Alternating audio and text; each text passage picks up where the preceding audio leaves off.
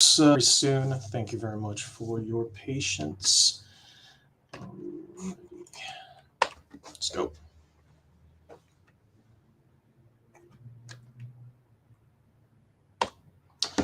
All right, everybody. Thank you for coming to the here and now of visual novels.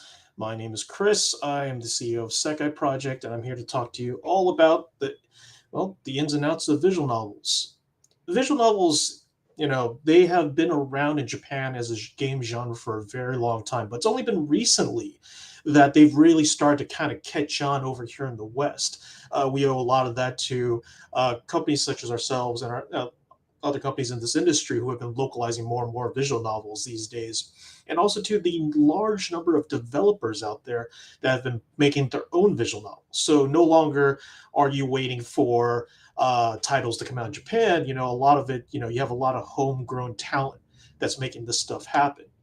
So the purpose of this panel is to kind of talk about some of the common trends I've been seeing lately, as well as things to look out for if you are a fan, a developer, or anybody that's just interested in what visual novels have to offer. So sit tight and enjoy the show. And as always, I have a disclaimer: the views expressed in this presentation are personal opinions only. I'm not an expert. I'm not a data analyst. So a lot of what I will say during this panel is probably just conjecture. So do take it with a grain of salt. All right. So for those of you who don't know who I am, once again, I am the CEO of Sekai Project. Our company has been in existence for 9 years, and we are in the business of localizing and publishing visual novels and other games as well. I used to be one of the co-founders of Hendene. Hendene, if you're familiar with them, they're the guys that always sell the dojins, the yaoi paddles, and stuff like that. My ex-boss, he's a very loud guy, very boisterous. I've also spent several years as a freelance translator. Most of the stuff I worked on during the time are visual novels as well. I worked on visual novels, JRPGs, and MMOs that never got released. Also, to emphasize again, I am not a data analyst. I'm probably going to make an actual data analyst upset with stuff I'm going to say soon. I also still do not know how to use PowerPoint, and I'm not actually a computer destroying panda in real life. I swear. That's not what I am. But, so, what is a visual novel? So the most basic definition of a visual novel is a game genre, or just a media genre that's driven by text as opposed to traditional gameplay elements. So it's less about dungeon crawling or jumping from platform to platform. A lot of what drives a visual novel is text. That is the main part of what makes a visual novel a visual novel. Often they're described as kind of a hybrid of text and graphic adventure games. So text-based adventure games we've had since I believe the 80s, even in the West, where basically you are dealing with just a text-based story and you type in commands to kind of navigate you throughout wherever you're going.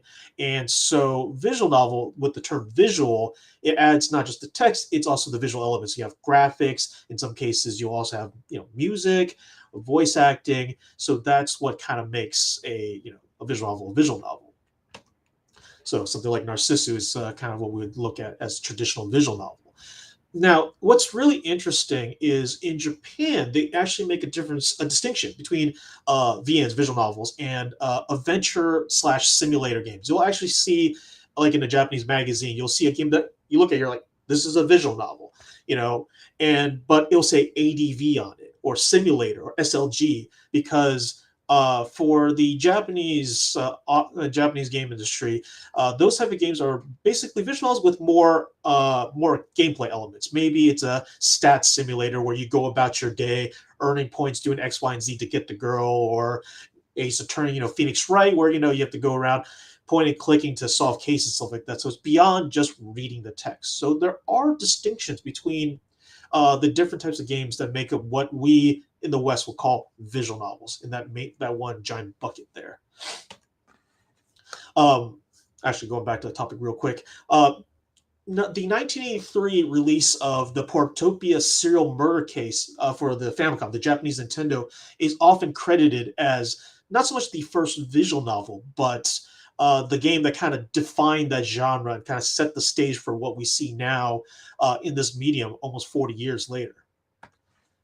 So yeah, as I said earlier, Visual novels, while they were a very, very novel thing, mostly, no pun intended, uh, because of the fact that it's text heavy, it's not a very easy thing to localize. It's easier to release Call of Duty than it is to release a visual novel for a major game publisher. We get that, but they become more and more popular over time because you see a lot more major titles coming out from Japan that's coming to the West. But on top of that, you're seeing more Western made visual novels that are also making waves.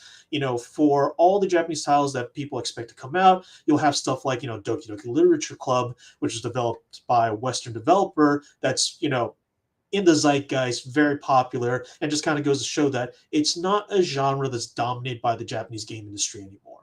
There's a lot of talent outside of that that's making some fantastic games now. And we see that's become more and more prominent because I don't know how many of you use Steam, but so Steam has uh, themed sales every year. So you have the big summer sale that happened back in June this year. You have the winter sale. You have like Halloween, Chinese Lunar New Year's, and in 2020 they actually had a visual novel sale, the first of its kind, where basically the sale focused entirely on visual novels. Pretty freaking crazy that you have the biggest game distribution platform in the world, and they're like, "We see you, visual novels. You're there." Super cool. And on top of that, there are a lot of free tools, easy to acquire assets, leading to, again, more and more people becoming game developers and wanting to make visual novels. And it's not to say, oh, gee, well, I don't know how to do 3D design, so I guess making a visual novel is easy. Yes and no, because making a visual novel has its own share of difficulties, from the little things of just deciding where your characters are placed, and having a proper director to be able to decide, well, your characters aren't moving, but they should appear on the screen here and have these facial expressions, and it's like directing a movie. Like, nothing's to say that making visual novels easy, but nevertheless, with the tools that are available, it's never been a better time. If you thought, I want to make a game, I like to write stories. Well, guess what? You too can become a visual novel developer. So it's a fantastic time, whether you're a fan or you want to be a developer or you are a developer. It's just fantastic. But let's talk about that a little bit more for visual novel developers. So what makes it so great right now to get into game development for visual novels? For starters, there are a lot of visual novel engines that are available for developing your game. For those that are not familiar, the engines basically it's the the code that you put together to kind of connect everything to make your game the game. You could just do it all in C, C++, Visual C, and build off from scratch. But when you have an engine, you have all the basic parts already there. You just need to attach everything else, your graphics, your whatever gameplay elements, stuff like that, and you're good. I mean, it's not as easy as I'm making it sound, but the thing is, having a game engine is a game changer to be able to make your own game and make it a reality. So right now there are a lot of free and commercial options available for all needs and budgets. So you see some of the ones I have on the screen here, like whether it's VN Maker, Nani Novel, Tyranno Builder, and of course Ren'Py. You have a lot of options because in the past, because again, visual novels were developed.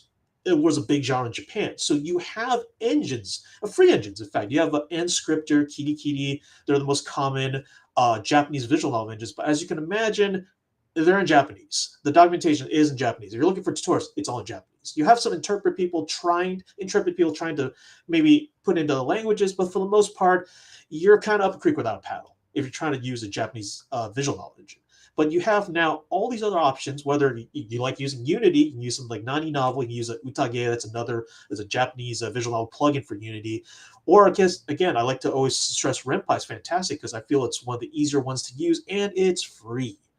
Like they're like you do not have to think, okay, I need to set aside like a budget of $1,000 to buy all the tools I need to work. No, it's free. Just works right out of the box. Takes a little bit of time to learn, but the tutorials are fantastic, and there's a robust, community of Ren'Py developers that's more than happy to lend a hand. So it's a lot of options if you're a visual novel developer.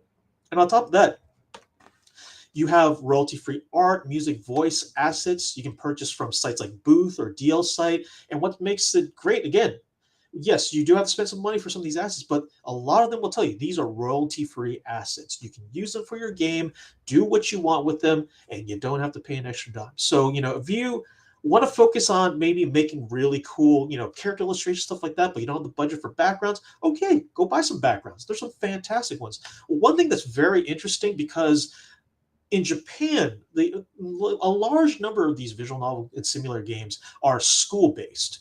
So you can imagine it's probably not that hard to say, well, I need a classroom, a gym, a school rooftop, and maybe somebody's room. Well, guess what? There is a package for that. And you'll notice if you play certain games, you'll start to say, how come these backgrounds all look the same? Everybody's shopping from the same store. Why not you? Not a problem at all. Another thing that's also very useful is, it's not just the royalty-free assets. Say you want to contract somebody. I need to find an artist to draw my character sprites. I need to find a composer to make my music. I need to find voice talent. So a lot of this is easier to find than ever before. One of the sites I do use myself occasionally for some of our projects, Coconara, is a Japanese skill trade website. It's kind of like, imagine Fiverr but Japanese. But a lot of their focus is, you can find illustrators, translators, even voice actors, all sorts of stuff easily. And they'll have their stipulations like, oh, this is for commercial only. You can use it for commercial stuff X, Y, and Z. And of course, as I mentioned with Renpai, the LSF there, the Lemma soft forum is actually where I sometimes go when I have questions about Renpai related stuff, when we're helping to debug games for some of our developers. And again, it's not just for Renpai, but it's a great forum to be able to find the people you want to work with, find out about what the stuff that people are making themselves. And again, if you have questions about Renpai, I mean, it's one of the best places to find the answers you need when it comes to Renpai development. And of course, Twitter, because a lot of these folks that you would want to work with, they publicly advertise their skills and what they offer on Twitter and social media. So if you're looking for an artist, you're looking for a composer, well, guess what? The tools are in your hands. You just got to do the research. And yes, like I said earlier, every background that's used in this PowerPoint presentation, they are all royalty-free background images that I purchased from deal site at Asset Pack. So if you like these, I can always drop a link later, because it's some fantastic stuff they make for a very low price. Now, for the visual novel fans, and again, there are more and more titles coming out to the West every year. It's just fantastic how much is available. The titles that you think, man, it's never going to come out in the West. People said that about Clannad. People said that about Tsukihime. All these kind of titles that they're no longer, well, gosh, I don't know Japanese. I'll never play these in my lifetime. And that is possible. So, the latest and greatest. It's the same thing with anime. I don't know about you guys. I remember the days of going into like Tower Records, Long Live Tower Records, and, seeing that VHS tapes of some of the latest anime available. That was the only time you can really see anything of that sort. And now you walk outside Stumblefall and you'll find anime shops, or at least stores that carry anime products, even like like Barnes and Noble, like having like Gundam kits. It's never been a better time to be a fan of Japanese medium of all sorts, whether it's anime, whether it's visual novels. It's just fantastic time. There's so much available out there. But what makes it really fantastic is, according to SteamDB, which is a fantastic website, if you guys are data analyst types and like to look at charts and graphs and stuff, there were a peak of over 1,000 titles tagged visual novel that was released on Steam in 2021. And right now, the way things are tracking, we're looking to hit beyond that in 2022. That's crazy. That's more than 100 titles, 100 visual novel titles that are being released every month on Steam. You're looking for a specific title for a specific genre? Well, guess what? You're probably going to find it, because there's so much coming out every month. It's just amazing. And again, it's not just Steam. Say you don't like using Steam, you're not a fan of, the DRM and all that stuff. There's GOG. GOG has been more open about having visual novels on their platform lately. Or perhaps you're a console user, PlayStation Store, Nintendo eShop, Microsoft Store. There are more and more options that allows you to be able to enjoy visual novels in whatever form you like. It's a fantastic time. Well, let's talk about Steam, because when we talk about marketing a visual novel, Steam is still the way to go. It is the king of the hill. Over 120 million monthly users, and with the seasonal sales, like I mentioned before, with the winter sale and the ever so popular summer sale, I mean, if you are a developer of any level, you want to get on Steam. It is the place you want to be. But of course, there are it's it's for all the pros. There are some cons as well. As some of you may be familiar with, there has been some issues when it comes to adult content on Steam, where a lot of titles just arbitrarily get supposedly arbitrarily just get banned because of the content that they have, and that's a real kind of a sticky subject because it's really hard to figure out what it is Valve is thinking, and sometimes it does seem like just one side is like this, and the other side is no, it's going to be banned. It's a very tricky situation, unfortunately. I do have a lot of sympathy for any developers out there that have these issues with this kind of content. The other part that makes it kind of difficult with Steam is so I don't know how many people use Steam, but there's actually a toggle in your settings that decides whether or not you want to you want to see mature content, so to speak. So if you are a developer and you're selling a game that is of that type, basically you lose visibility. If you search on Steam without logging in, you'll see often be like your search results have extra search results, but because of your settings, you can't see them. So basically, if you sell mature contents, it gets hidden away unless you're logged in. So that part is a little bit of kind of the downside of using Steam. And also, of course, while I say there's over, it's going to be 1,200, 1,300, 1,400 units of, visual novels coming out on Steam this year and probably more next year, that also means as a developer, you need to be able to stand above the competition. If you do not if you cannot basically show the users that they should care about your game versus the 50, 60 other competitors doing the exact similar things, then it's probably not a good time. And the thing is also to keep in mind is that, you know, despite all this stuff, Steam still remains the easiest platform to get your game onto. So back in the day, in 2012, Steam used to have something called Steam Greenlight. So basically, in order to get your game onto Steam, you actually had to have the public, the user base, vote on your game. And after a number of rounds of voting, you actually then get the right to publish your game. And they ran that from 2012 to 2017. Just 2017 till now, they have something called Steam Direct. So basically, what that is if you pay a fee of $100, you can also basically publish your game on Steam. Of course, it has to go through the checks for content, this, that, and the other thing, but that fee gets refunded to you. Supposedly, Valve toyed with the idea of either making the fee anywhere from $100 to even $5,000. The point is, if you make the fee high enough, it'll convince people who are earnest about making quality games only then publish on Steam. But because of a lot of backlash, they dropped it down to 100, which is a fair price, I think, for even an indie developer. But the problem, of course, is for somebody who's like an asset flipper or making some sort of junk game or another, unfortunately, $100 is a very, very low ceiling, and thus we still get a lot of unfortunate junk that shows up on the platform. Nevertheless, publishing on Steam is still worlds easier than publishing on any other platform out there. GOG, while they're nice for what it's worth, a lot of the controls is not in your hands. You have to contact your rep in order to get anything done.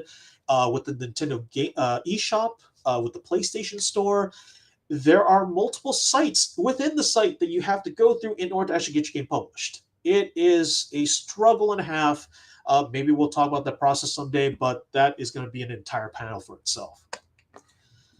But let's talk a little bit about some of these trends and developments. So my personal opinion is still that traditional visual novels are still more common. By traditional, I mean the standard single route, text-based, no gameplay style visual novels. Whether it's because, again, maybe it's a difficulty of finding programmers, or that you just want to go a route where there's less things you have to deal with, it seems that that's still a common route, at least overseas. I feel that slowly we're seeing a shift towards more interactive titles, especially in the West, but it's still, it's still far and few between, unfortunately. Um, One of the things that I feel that's still more common is something like Planetarium. Planetarium is what's known as a kinetic novel. A kinetic novel is basically a visual novel where there's a single path, no branching, nothing whatsoever, single ending, and that's it. That's hilariously, Planetarium is the game that kind of started the trend of kinetic novels, at least the definition of it, because Visual Arts, the company that publishes the game, they actually started a sub brand called Kinetic Novel, and Planetarium was basically the first with that moniker, so it's kind of stuck since then. But you'll see games like uh, like this recently released one, Needy Girl Overdose, where basically you have a lot more interactive elements, and also you move beyond what I call the gakuen mono. type of games where you have more unorthodox topics. For those that don't know, Gakuen Mono literally is school stuff. So basically, anything is set in a school setting. If you've seen any visual novels or honestly watched any anime in the last 20 years or read any manga, a large number of it, if it's not somewhat related to school, it's usually school based. And it's just for Japan, whether it's the nostalgia or the culture, the school culture, so to speak, that's what's driving them to continue to make that stuff. I'm not so sure. But we don't have as much of that when it comes to Western visual novel development. Maybe that's just we don't have, at least in the US, we don't have as much of that school culture that they have in Japan. I mean, we don't talk about school festivals and sports day and stuff like that. That's not what we talk about. We talk about varsity football or something. Of course, more Catboys is also good. I've been seeing more and more Otome titles, and of course, I know everybody's hoping that there will be an actually extension to Nekabara Catboys, but again, this panel is not for announcements on any of our top titles. But it is good to see that there are more Otome titles coming out to kind of, definitely satisfy a need within this niche of the game industry, though it's still struggling to be more prominent. Maybe it's a demographics thing, or just people are more used to, again, traditional visual novels, for better or for worse. So let's talk a little bit about marketing of visual novels.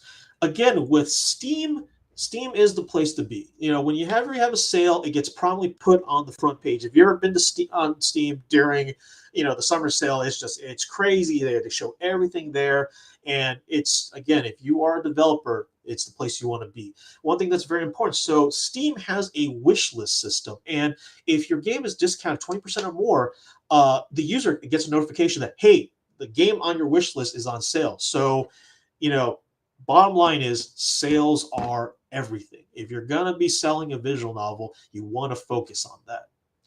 Of course, not all storefronts will actually directly notify you of these kind of things, so you have to be proactive about these things. Fortunately, Nintendo, Sony, they don't really tell you anything. You have to literally check often. Also, another thing involved with marketing, leveraging social media, using newsletters. I feel that it's always difficult if you do not yourself have a following already, but being able to, utilize whatever social media following you have, I mean, that's also another key factor in being able to promote your games. Another thing that's very common right now is working with streamers, VTubers. They're a very big thing, but it's still kind of a question for me anyways, whether or not working with a streamer is the right way to go with visual novels. If you have a game that has a visual novel with a lot of gameplay, I think it's fantastic to have streamers play your game to really kind of get it out there. But if it's a Connect novel, the worry, at least with some of our developers as well, if you're watching a stream and they just basically play through the entire storyline, well, that's the entire game. Why buy at that point in time? So these are the questions you have to ask when it comes to marketing. Of course, there are always drawbacks to the marketing, and you have to be careful with scammers. The things that we notice, and if you're a visual novel developer, you may notice that, is you'll get these emails from people who are supposedly these top tier major streamers who stream like Madden or Call of Duty, and suddenly they're like, yeah, man, I totally want to stream your visual novel. And you're like, I mean, that's really cool, but why? And you realize if you look at their business email, it's off by one letter. And this is a common scam. There have been articles written about these guys who actually scam keys, Steam keys, and they make a living off of that. So it's a real thing. And if you get into development, you'll start seeing these really weird emails, supposedly from these big hotshot guys, and realize they are not what they seem. So you always have to be careful whenever you get emails from these folks. And of course, if you're developing on Steam, just to let you know, Steam Curator Connect is mostly a waste of time. It's a nice idea to get more people to curate your games and hopefully get more visibility, but you'll find that a lot of these curators, what they'll end up doing is they'll contact you outside of the Steam Curator Connect's setup, and they'll try to ask you for Steam keys that way. And I'm like, that's not a good thing. Just for FYI, the way Steam Curator Connect works is once you send a key to a curator, they can't resell the key. So they have to be honest about, trying your game and all that sort of thing. But you'll have a lot of these guys email you outside of like, oh yeah, Steam Curator Connect doesn't really work the way it should. So could you just send me like 4 or 5 keys? Yeah, we'll write reviews for you. And that's how this scam continues. So don't waste your time with Steam Curator Connect. It's a waste of time. always do your research, because just because somebody tells you, hey man, I got like a readership of 500,000, you realize it's actually minus about 5 zeros. Yeah, you just have to be very careful, because somebody's out there trying to pull a fast one always. Another thing to keep in mind with just selling visual novels in general is that it's a bit of the harsh reality, especially for those that decide, I'm going to drop everything. I'm just going to go into development. I mean, it's cool. It's a new adventure. We want to all just kind of be our own entrepreneurs to do our own thing, but it does have its pitfalls. According to VG Insights, they say in 2021, indie games make up the great majority of games that exist on Steam, but they only make up 40% of the sales. So think about that way.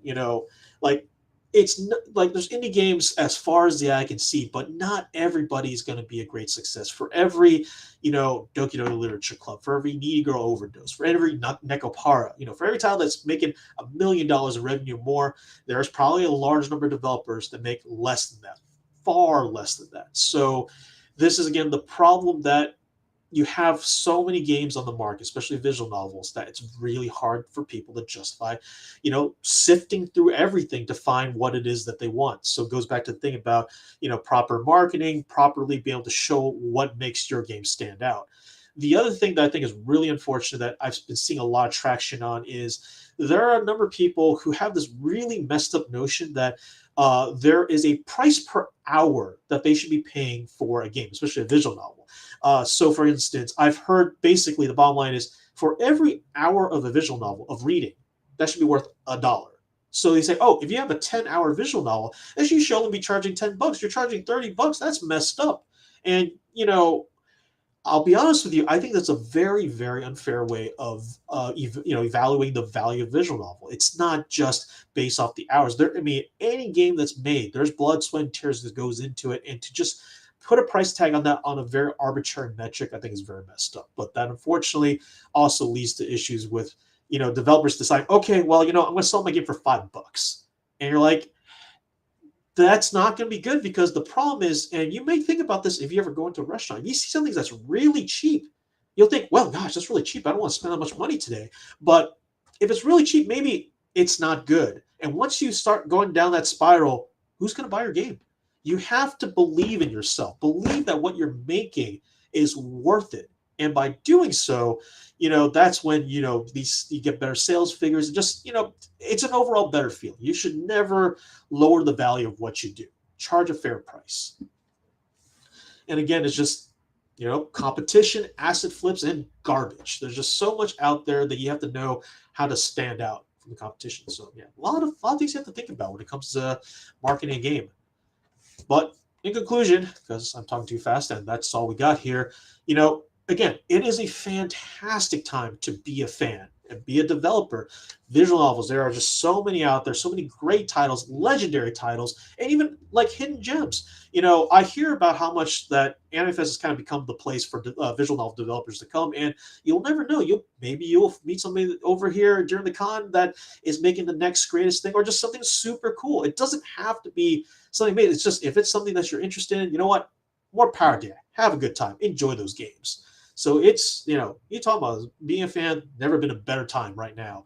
And there's so much access available, whether it's Steam, console, or what have you. And again, as a developer, there's so many tools out there that you can use to make your game a reality. And again, you take the time, find the right people to work with, come up with those realistic budgets and timelines. You too can become a visual novel developer as well. But at the same time, there are challenges. Like I said, dealing with competition, dealing with the cost of getting into development with making realistic budgets, how much money you're spending on illustrations, music, and so forth, and of course dealing with scammers and just the harsh reality that sometimes that comes with being a developer. I think going into game development is super cool. Even as a publisher, I'm very jealous of the people in me that say, you know what, I dropped everything to become a developer. Here I am now, and that's a cool thing. It's a great story. And it's like more power to people that are willing to do that. But, there are risks involved, and you have to be well aware of those risks. But if that's what you want to do, then you know what? I hope to see you guys making a cool visual novel sometime soon. But yeah, that's kind of it for this panel. try not to ramble as much as the previous panel yesterday. And also, I'm not sure if things are technically working. I'm hoping you guys can actually hear me because I can't hear anything right now. But hopefully you found this interesting. And again, if you want to get into visual novels, whether you are interested as a gamer, interested in being a developer, it's a fantastic time. There are resources up the wazoo. It's fantastic. Get into it. Visual novels are super cool. So that's it. I mean, we could try to do QA. I just don't know if I'm going to hear anything. I don't.